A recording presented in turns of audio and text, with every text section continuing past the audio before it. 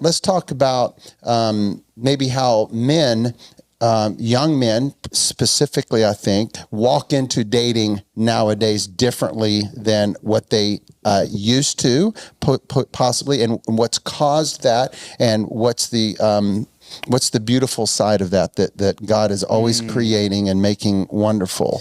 So tell us about how your perspective on men, how they advance into dating nowadays. Yeah, it's a great question. So for me, I'm a millennial. Mm-hmm. I'm 36 years old. So I also, I was, in the dating pool per se when I was younger, when there wasn't really the Tinder and the apps and things like that. Yeah. And then that all became a thing. And so I've seen a lot. And one big difference with young men today is it's very much app driven, and we've lost the ability to form authentic communications. Like, people don't know how to walk up to someone and just shake your hand and say, "Hey, my name's Brian." Mm-hmm. Yeah. You know what I mean? Mm-hmm. And so people, a lot of these younger generation, they don't know how to talk. Just like, hey, you just like look someone, this is like communication 101. Eye contact first, then you smile, you show you're friendly, hi, and just taking that risk. And a lot of people, it's like sliding into DM. So that's a lot of the difference. And I think people have lost the ability to just, talk to people in real life. They're too worried about being awkward and fear of man kind of things, like, hey, what are people gonna think of me, sort of thing. So that's the dynamic that we're dealing with now. Yes. Yeah. So what you were just mentioning different culturally relevant things that have built that. Now, we all know the apps, that's everybody out there who's 20 to 40 is going, but how can we take it from there?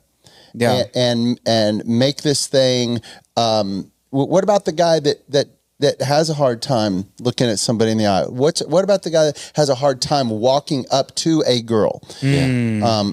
What about that guy? Because that's a real deal. Yeah. Well, that's some bad news. It's not going to be easy. Well, good. Thanks for the honesty. You just got to kind of do it and fail forward. Yeah. And you probably will get rejected. Yeah, that's a part of it. I think that men are much more afraid of, as in stay away from, the potential of rejection. Right. Where before there was no other choice. Sure. You tighten your bootstrap and walk up and say hello. Yeah. And fear them walking away or saying, what do you, whatever. So I'm a huge believer in, to use a business term, if you have a good product, we don't need to give discounts. Yeah.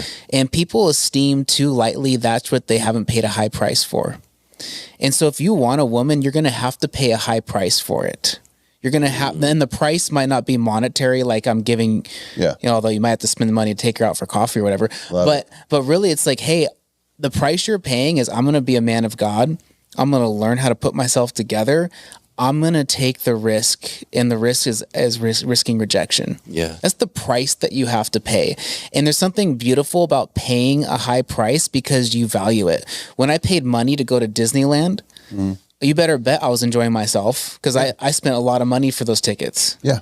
So something I notice a lot of people will realize, like, if I want to get stronger in the gym, I have to put in the time and the reps and the visits to the gym to actually make a difference. And I have to move heavy things, right? Yeah. Like, it's hard work. And if I said, well, I tried once, I went to the gym and I didn't get a six pack the first time, people would go, yeah, that's dumb. But that is a lot of the times the way we handle relationships and other things that we find difficult. That saying of people are more afraid of public speaking than dying. So meaning, like, I think it was a comedian. He said, so that means you would rather be the one in the casket at the funeral than the one giving the eulogy at your funeral. And that's where a lot of us live, is so trapped in this fear. And it's like, well, if I try once, I'll get rejected. Yeah, you probably will. Guess what? What happens after 100 times, 1,000 times? You get really good at being rejected, first of all. And you realize, oh, I had this built up as this like mega failure in my mind that nothing happened. Like the world didn't end. You know? Yeah. She didn't throw hot coffee in my face. Yeah. Yeah. And I've been rejected before and actually earned respect within those friendship circles because they're Wow. like, wow, he actually had the guts to ask me out. Heck yeah. Wow. So Yeah. I mean, if you're asking out a quality person, they'll actually, like, I've had girls tell me like, hey, no, I'm good. But like, I really respect you for doing that. Yeah. Hey, I would say thank you. Yeah. I think that's awesome. I like that girl. I'm sorry she said no. It's all good. but I'm like dating that. someone You know else what I now, mean? so we're good now. Yeah.